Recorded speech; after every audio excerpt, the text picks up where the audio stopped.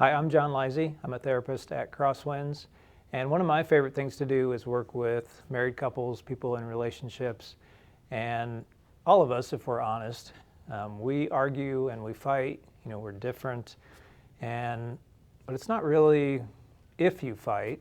As marriage researcher John Gottman would say, it's not if you fight, but how you fight that actually determines if your relationship's going to last. And he's developed these 4 horsemen as ways to look at your relationship and see if you're fighting fair, or if you use the boxing metaphor, if you're hitting above the belt. But these 4 horsemen are ways of kind of fighting dirty or hitting below the belt. So I'm going to walk you through those. The first one is the horseman of criticism. And this is where somebody brings a legitimate issue that needs talked about in a relationship.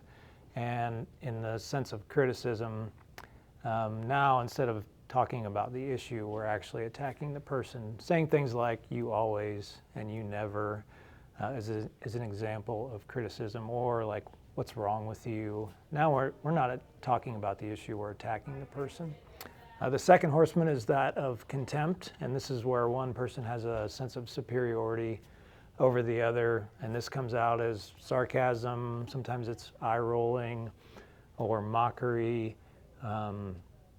Other times it can be hostile humor, where somebody is making fun of the other person and there's an edge to it.